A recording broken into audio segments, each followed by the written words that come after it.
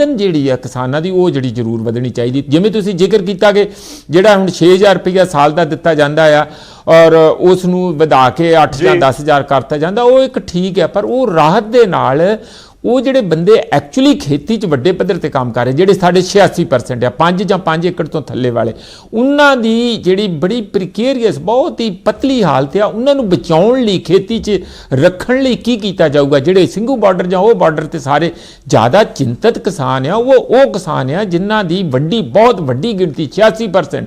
इसलिए मेरा ख्याल है कि जो उन्हां लई कुछ होऊगा तो एक बहुत ही वड्डी राहत होगी। एक मैं होर इत्थे दसना चाहुंदा हां कि जे खेती तुहाडी तकड़ी है, साडा खेती प्रधान देश आ, हुण भी जे सानू देश नूं इस वेले इस अर्थव्यवस्था ते डामाडोलता तो बचाया तो सानू खेती ने बचाया।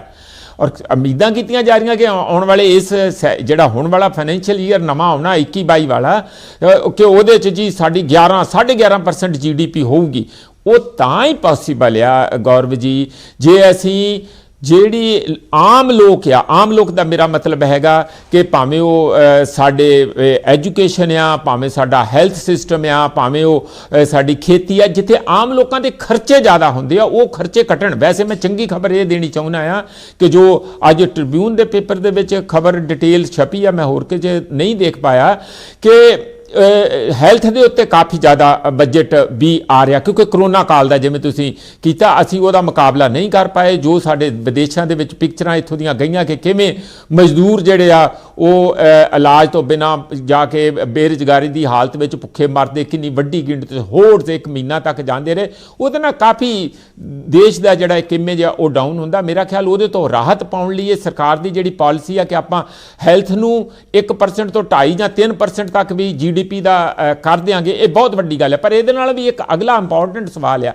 कि वो पब्लिक सैक्टर हैल्थ सिस्टम मजबूत करने लिए एडा वड्डा बजट होगा जां तुसीं जिहड़ियां इंश्योरेंस कंपनियां आ उन्होंने कंपनसेट करने लिए एडा वड्डा बजट पा दोगे। जे इंश्योरेंस कंपनियां खासकर प्राइवेट इंश्योरेंस कंपनियां राही ये हैल्थ सिस्टम नूं इंप्रूव करने की कोशिश करनी है, मेरा ख्याल है वह आम जनता नूं कोई फायदा नहीं होऊ। साडी बहुत जनता अनपढ़ जनता आ, बैकवर्ड हैगी आ, ये स्पैसिफिकली होना चाहिए कि किन्ने डॉक्टर होर भर्ती होणगे, किन्ने होर हॉस्पिटल होणगे, किन्ने प्राइमरी हैल्थ सेंटर होणगे। जे आपां पब्लिक सैक्टर दा हैल्थ सिस्टम नूं मजबूत कर लईए तां ये सब तो वड्डी वैलकम गल होगी।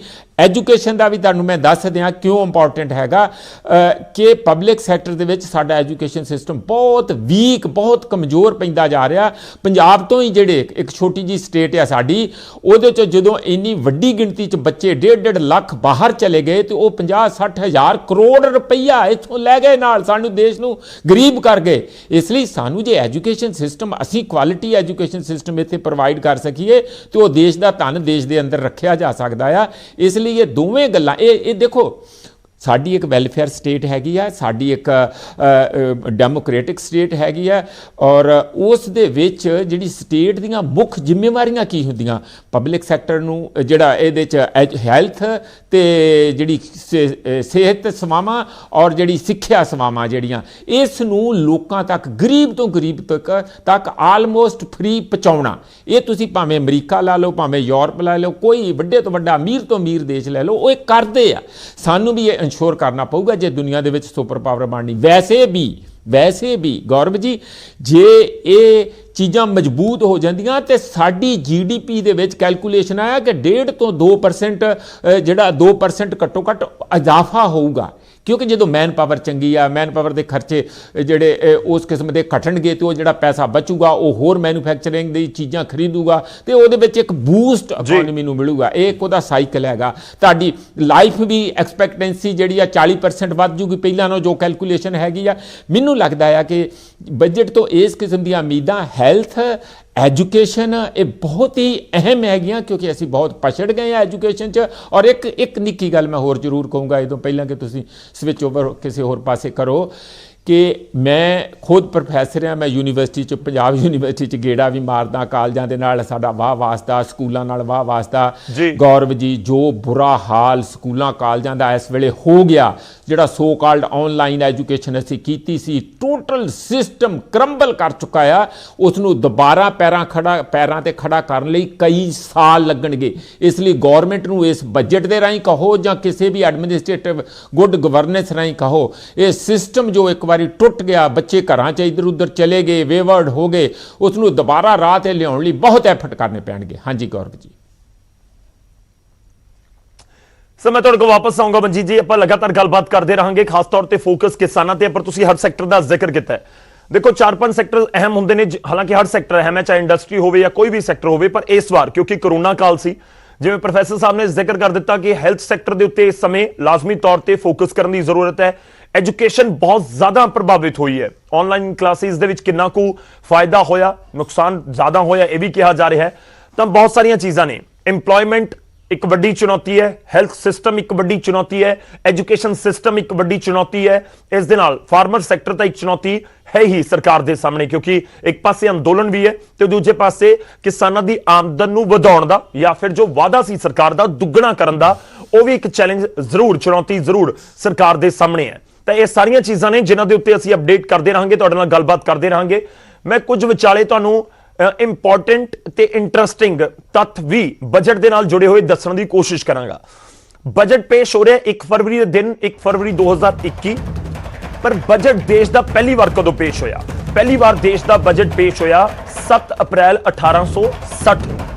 ਇਹ ਬਹੁਤ ਇੰਪੋਰਟੈਂਟ ਹੈ ਕਿਉਂਕਿ ਆਜ਼ਾਦੀ ਤੋਂ ਪਹਿਲਾਂ ਜਦੋਂ ਬ੍ਰਿਟਿਸ਼ ਰਾਜ ਸੀ ਉਸ ਸਮੇਂ ਵੀ ਬਜਟ ਪੇਸ਼ ਕੀਤਾ ਜਾ ਰਿਹਾ ਸੀ। 7 ਅਪ੍ਰੈਲ 1860 ਨੂੰ ਦੇਸ਼ ਦਾ ਬਜਟ ਪੇਸ਼ ਹੋਇਆ। ਉਸ ਸਮੇਂ ਜੇਮਸ ਵਿਲਸਨ ਸੀ ਜੋ ਦੇਸ਼ ਦੇ ਖਜ਼ਾਨਾ ਮੰਤਰੀ ਸੀ। ਤੇ ਹੁਣ ਗੱਲ ਅਸੀਂ ਆਜ਼ਾਦੀ ਦੀ ਵੀ ਮੈਂ ਕਰ ਦਵਾਂ ਕਿਉਂਕਿ ਆਜ਼ਾਦੀ ਤੋਂ ਬਾਅਦ ਹੀ ਅਸੀਂ ਮੇਨ ਸਭ ਕੁਝ ਚੀਜ਼ਾਂ ਗਿਣਦੇ ਹਾਂ। ਤਾਂ 26 ਨਵੰਬਰ 1947 ਨੂੰ, 15 ਅਗਸਤ ਨੂੰ ਅਸੀਂ ਆਜ਼ਾਦ ਹੋਏ ਤੇ 26 ਨਵੰਬਰ 1947 ਨੂੰ ਦੇਸ਼ ਦਾ ਪਹਿਲਾ ਬਜਟ, ਆਜ਼ਾਦ ਦੇਸ਼ ਦਾ ਸਾਡੇ ਦਾ ਬਜਟ ਪੇਸ਼ ਕੀਤਾ ਗਿਆ। ਉਸ ਸਮੇਂ ਦੇ ਜਿਹੜੇ ਪਹਿਲੇ ਸਾਡੇ ਖਜ਼ਾਨਾ ਮੰਤਰੀ ਸੀ RK ਸ਼ਨਮੁਖਮ ਚੈਟੀ, ਉਹਨਾਂ ਦੇ ਵੱਲੋਂ ਇਹ ਬਜਟ ਪੇਸ਼ ਕੀਤਾ ਗਿਆ ਸੀ। ਇੱਕ ਹੋਰ ਇੰਪੋਰਟੈਂਟ ਜਿਹੜਾ ਤੱਥ ਹੈਗਾ ਉਹ ਵੀ ਦੱਸਣਾ ਜ਼ਰੂਰੀ ਹੈ ਕਿ ਸੰਵਿਧਾਨ ਸਾਡਾ ਲਾਗੂ ਹੁੰਦਾ ਹੈ 26 ਜਨਵਰੀ 1950 ਤਾਂ ਸੰਵਿਧਾਨ ਲਾਗੂ ਹੋਣ ਤੋਂ ਬਾਅਦ 28 ਫਰਵਰੀ 1950 ਨੂੰ ਜਿਹੜਾ ਪੂਰਾ ਬਜਟ ਹੈ ਦੇਸ਼ ਦਾ ਉਹ ਪੇਸ਼ ਕੀਤਾ ਗਿਆ ਸੀ। ਉਸ ਤੋਂ ਬਾਅਦ ਇੱਕ ਰਿਵਾਇਤ ਬਣ ਗਈ ਸੀ ਕਿ ਹਰ ਸਾਲ 28 ਫਰਵਰੀ ਨੂੰ ਹੀ ਬਜਟ ਪੇਸ਼ ਕੀਤਾ ਜਾਂਦਾ ਸੀ। ਇਹ ਪਿਛਲੇ ਕੁਝ ਸਾਲਾਂ ਤੋਂ ਜਿਹੜਾ ਇਹ ਬਦਲ ਕੇ 1 ਫਰਵਰੀ ਨੂੰ ਹੁਣ ਬਜਟ ਪੇਸ਼ ਕੀਤਾ ਜਾਂਦਾ ਹੈ। ਅਸੀਂ ਇਸ ਦੇ ਉੱਤੇ ਤੱਥਾਂ ਤੇ ਗੱਲਬਾਤ ਕਰਦੇ ਰਹਾਂਗੇ ਤੇ ਬਜਟ ਤੋਂ ਆਮ ਆਦਮੀ ਖਾਸੀਆਂ ਉਮੀਦਾਂ ਹੈਗੀਆਂ ਨੇ। ਕੋਸ਼ਿਸ਼ ਕਰਾਂਗੇ ਆਮ ਲੋਕਾਂ ਨੂੰ ਵੀ ਅਸੀਂ ਨਾਲ ਜੋੜ ਸਕੀਏ ਆਪਣੇ ਸਹਿਯੋਗੀਆਂ ਦੇ ਜ਼ਰੀਏ। 11 ਵਜੇ ਬਜਟ ਸਪੀਚ ਸ਼ੁਰੂ ਹੋਣੀ ਹੈ ਤੇ ਉਸ ਦੇ ਵਿੱਚ ਕੀ ਸੰਜੀਵਨੀ ਮਿਲੇਗੀ ਅਰਥਚਾਰੇ ਨੂੰ, ਕਿਸ ਤਰੀਕੇ ਨਾਲ ਦੇਸ਼ ਦਾ ਬਜਟ ਪੇਸ਼ ਕੀਤਾ ਜਾਂਦਾ ਹੈ, ਉਸ ਦੇ ਉੱਤੇ ਸਾਡੀ ਨਜ਼ਰ ਰਹੇਗੀ। ਜਿਹੜੀ ਮੈਂ ਸੈਲਰੀਡ ਕਲਾਸ ਦਾ ਲਗਾਤਾਰ ਜ਼ਿਕਰ ਕਰ ਰਹੇ ਹਾਂ, ਜਿਹੜੇ ਟੈਕਸ ਪੇਅਰਸ ਨੇ, ਦੇਖੋ ਇਸ ਵਾਰ ਸਭ ਤੋਂ ਵੱਡਾ ਤਾਂ ਇਹੀ ਉਮੀਦ ਕੀਤੀ ਜਾਵੇ ਕਿ ਕੋਈ ਨਵਾਂ ਟੈਕਸ ਨਹੀਂ ਲੱਗੇਗਾ, ਕਿਉਂਕਿ ਕਿਆਸ ਇਹ ਵੀ ਲੱਗ ਰਹੇ ਨੇ ਪਿਛਲੇ ਕੁਝ ਦਿਨਾਂ ਤੋਂ ਕਿ ਕੋਵਿਡ ਸੈਸ ਦੇ ਨਾਮ ਤੇ ਵੀ ਕੋਈ ਟੈਕਸ ਆ ਸਕਦਾ ਹੈ ਜਿਹੜੇ ਅਪਰ ਕਲਾਸ ਹੁੰਦੀ ਹੈ ਉਸ ਦੇ ਲਈ, ਯਾਨੀ ਕਿ ਲੋਅਰ ਮਿਡਲ ਕਲਾਸ ਤੇ ਸ਼ਾਇਦ ਸਿੱਧਾ ਅਸਰ ਨਾ ਪਵੇ, ਪਰ ਕੋਵਿਡ ਸੈਸ ਦੇ ਨਾਮ ਨਾਲ ਸ਼ਾਇਦ ਕੋਈ ਟੈਕਸ ਲੱਗ ਸਕਦਾ, ਹਾਲਾਂਕਿ ਉਹ ਕਲੀਅਰ ਹੋਏਗਾ ਬਜਟ ਦੇ ਵਿੱਚ। ਉਸ ਦੇ ਨਾਲ ਹੁਣ ਉਮੀਦਾਂ ਕੀ ਨੇ, ਜਿਹੜੀਆਂ ਕਿਆਸ ਲਗਾਏ ਜਾ ਰਹੇ ਨੇ ਕਿ ਜਿਹੜੇ ਟੈਕਸ ਪੇਅਰਸ ਨੇ ਉਹਨਾਂ ਨੂੰ ਕਿਸ ਤਰੀਕੇ ਨਾਲ ਕੋਈ ਰਾਹਤ ਮਿਲ ਸਕਦੀ ਹੈ। ਤਾਂ ਰਾਹਤ ਦੇ ਵਿੱਚ ਇਹ ਕਿਹਾ ਜਾ ਰਿਹਾ ਕਿ ਜਿਹੜੀ 80C ਦੇ ਤਹਿਤ 1.5 ਲੱਖ ਤੱਕ ਦੀ ਸਾਨੂੰ ਇਨਵੈਸਟਮੈਂਟ ਦੇ ਵਿੱਚੋਂ, ਚਾਹੇ ਮਿਊਚੁਅਲ ਫੰਡ ਹੋਣ ਜਾਂ ਫਿਰ ਸਾਡੇ ਹੋਮ ਲੋਨ ਦਾ ਪ੍ਰਿੰਸੀਪਲ ਅਮਾਉਂਟ ਹੋਵੇ, ਉਸ ਦੇ ਵਿੱਚ ਜਿਹੜੀ ਰਾਹਤ ਮਿਲਦੀ ਹੈ, ਚਾਹੇ ਇੰਸ਼ੋਰੈਂਸ ਹੋਣ ਜਾਂ ਫਿਰ ਜਿਹੜੇ PF ਲੋਕ ਜਾਂ PPF ਲੋਕ ਜਮ੍ਹਾਂ ਕਰਵਾਉਂਦੇ ਨੇ, ਉਸ ਦੇ ਵਿੱਚ 1.5 ਲੱਖ ਤੱਕ ਦੀ ਇੱਕ ਲਿਮਿਟ ਹੈ। ਤਾਂ ਇਹ ਕਿਆਸ ਲਗਾਏ ਜਾ ਰਹੇ ਨੇ ਜਾਂ ਮੰਗ ਕੀਤੀ ਜਾ ਰਹੀ ਹੈ ਕਿ ਉਸ 1.5 ਲੱਖ ਦੀ ਅਮਾਉਂਟ ਨੂੰ ਵਧਾ ਕੇ 2 ਲੱਖ ਜਾਂ 2.5 ਲੱਖ ਤੱਕ ਕੀਤਾ ਜਾਵੇ, ਕਿਉਂਕਿ ਕੋਵਿਡ ਦੇ ਦੌਰਾਨ ਲੋਕਾਂ ਨੂੰ ਦਿੱਕਤਾਂ ਬਹੁਤ ਹੋਈਆਂ ਨੇ, ਨੁਕਸਾਨ ਬਹੁਤ ਹੋਇਆ ਹੈ। ਤਾਂ ਇੱਕ ਤਰੀਕੇ ਨਾਲ ਉਹ ਰਾਹਤ ਲੋਕਾਂ ਦੇ ਲਈ ਹੋਏਗੀ। ਉਹ ਇਨਡਾਇਰੈਕਟਲੀ ਰਾਹਤ ਹੁੰਦੀ ਹੈ ਕਿ ਤੁਸੀਂ ਸੇਵਿੰਗ ਕਰਕੇ, ਸੇਵਿੰਗ ਵੀ ਹੋਏਗੀ ਤੇ ਦੂਜੇ ਪਾਸੇ ਤੁਹਾਨੂੰ ਟੈਕਸ ਦੇ ਵਿੱਚ ਵੀ ਛੂਟ ਮਿਲੇਗੀ। ਤੇ ਦੂਜੇ ਪਾਸੇ ਇਹ ਵੀ ਕਿਆਸ ਲਗਾਏ ਜਾ ਰਹੇ ਨੇ ਕਿਉਂਕਿ ਹੁਣ ਤੱਕ 2.5 ਲੱਖ ਤੱਕ ਕੋਈ ਬਜਟ ਟੈਕਸ ਨਹੀਂ ਹੈ, ਹਾਲਾਂਕਿ ਜੇ ਤੁਹਾਡੀ 5 ਲੱਖ ਤੋਂ ਥੱਲੇ ਇਨਕਮ ਹੈ ਤਾਂ ਕੋਈ ਟੈਕਸ ਨਹੀਂ ਹੈ, ਪਰ 2.5 ਲੱਖ ਤੋਂ ਵਧਾ ਕੇ 3 ਲੱਖ ਕੀਤੀ ਜਾ ਸਕਦੀ ਹੈ। ਇਹ ਵੀ ਕਿਆਸ ਲਗਾਏ ਜਾ ਰਹੇ ਨੇ। ਹਾਲਾਂਕਿ ਸਾਨੂੰ ਇਹ ਵੀ ਧਿਆਨ ਦੇਣਾ ਹੋਏਗਾ ਕਿ ਬਜਟ ਕੀ ਵਾਕਈ ਹੀ ਸਰਕਾਰ ਦੇ ਕੋਲ ਇਸ ਤਰੀਕੇ ਦਾ ਹੈ ਕਿ ਉਹ ਇਸ ਪਾਸੇ ਜਾ ਕੇ ਕੋਈ ਇਸ ਤਰੀਕੇ ਦਾ ਐਲਾਨ ਕਰ ਸਕੇ, ਕਿਉਂਕਿ ਪ੍ਰਧਾਨ ਮੰਤਰੀ ਦਾ ਬਿਆਨ ਉਹ ਵੀ ਬਹੁਤ ਇੰਪੋਰਟੈਂਟ ਹੈ। ਇਸ ਬਜਟ ਤੋਂ ਪਹਿਲਾਂ ਜੋ ਆਇਆ, ਉਹਨਾਂ ਨੇ ਕਿਹਾ ਕਿ ਪੂਰਾ ਸਾਲ ਕੋਵਿਡ ਦੇ ਦੌਰਾਨ ਜਦੋਂ ਲਾਕਡਾਊਨ ਰਿਹਾ ਜਾਂ ਅਨਲੌਕ ਹੋਣਾ ਸ਼ੁਰੂ ਹੋਇਆ ਜਾਂ ਜੋ ਵੀ ਉਸ ਸਮੇਂ ਸਥਿਤੀ ਬਣੀ, ਵੱਖ-ਵੱਖ ਮੌਕਿਆਂ ਦੇ ਉੱਤੇ ਮਿਨੀ ਬਜਟ ਇੱਕ ਤਰੀਕੇ ਨਾਲ ਦੇਸ਼ ਦਾ ਉਹ ਪੇਸ਼ ਕਰਦੇ ਰਹੇ ਨੇ। ਉਹ ਚਾਹੇ ਖਜ਼ਾਨਾ ਮੰਤਰੀ ਹੋਣ ਜਾਂ ਪ੍ਰਧਾਨ ਮੰਤਰੀ ਆ ਕੇ ਅਨਾਉਂਸਮੈਂਟ ਕਰਦੇ ਹੋਣ, 20 ਲੱਖ ਕਰੋੜ ਦਾ ਵੀ ਜ਼ਿਕਰ ਅਸੀਂ ਸੁਣਿਆ ਹੈ। ਤਾਂ ਇਹੀ ਉਹਨਾਂ ਦੇ ਬਿਆਨ ਦਾ ਹਿੱਸਾ ਸੀ ਕਿ ਆਉਣ ਵਾਲਾ ਬਜਟ ਉਸੇ ਮਿਨੀ ਬਜਟ ਦਾ ਇੱਕ ਹਿੱਸਾ ਹੋ ਸਕਦਾ ਹੈ। ਤਾਂ ਇੱਕ ਵੱਡਾ ਬਿਆਨ ਸੀ ਤਾਂ ਕਿ ਵਾਕਈ ਅਸੀਂ ਇਹ ਸਮਝੀਏ ਕਿ ਕੋਈ ਰਾਹਤ ਦੀ ਉਮੀਦ ਅਸੀਂ ਘੱਟ ਰੱਖੀਏ ਤੇ ਦੂਜੇ ਪਾਸੇ ਕੋਈ ਨਵਾਂ ਟੈਕਸ ਦੇ ਲਈ ਤਿਆਰ ਰਹੀਏ। ਖੈਰ ਅੱਜ ਸਾਰੀਆਂ ਕੋਈ ਚੀਜ਼ਾਂ ਨੇ, ਇੱਕ ਪਾਸੇ ਸਰਕਾਰ ਦਾ ਬਜਟ ਹੈ, ਸਰਕਾਰ ਦਾ ਇਸ ਸਮੇਂ ਖਜ਼ਾਨਾ ਹੈ ਜੋ ਇਹ ਕਿਹਾ ਜਾ ਰਿਹਾ ਕਿ ਖਸਤਾ ਹਾਲ ਹੈ ਬਹੁਤ ਜ਼ਿਆਦਾ, ਉਸ ਦੇ ਵਿੱਚ ਹੈ ਕੁਝ ਨਹੀਂ ਲੋਕਾਂ ਤੱਕ ਪਹੁੰਚਾਉਣ ਦੇ ਲਈ। ਪਰ ਦੂਜੇ ਪਾਸੇ ਲੋਕਾਂ ਦੇ ਵੀ ਤਰਕ ਨੇ ਕਿ ਅਸੀਂ ਵੀ ਪਿਛਲੇ 1 ਸਾਲ ਦੇ ਵਿੱਚ ਬਹੁਤ ਕੁਝ ਸਿਆ ਹੈ ਕਿ ਜੇਕਰ ਅਸੀਂ ਸਿਆ ਤਾਂ ਸਰਕਾਰ ਹੁਣ ਮਦਦ ਜ਼ਰੂਰ ਕਰੇ। ਕਿਸ ਤਰੀਕੇ ਨਾਲ ਕਰੇਗੀ ਇਹ ਵੀ ਇੱਕ ਵੱਡਾ ਸਵਾਲ ਜ਼ਰੂਰ ਹੈ। ਸਾਡੇ ਨਾਲ ਲਗਾਤਾਰ ਪ੍ਰੋਫੈਸਰ ਮਨਜੀਤ ਜੀ ਜੁੜੇ ਹੋਏ ਨੇ। ਪ੍ਰੋਫੈਸਰ ਸਾਹਿਬ ਲਗਾਤਾਰ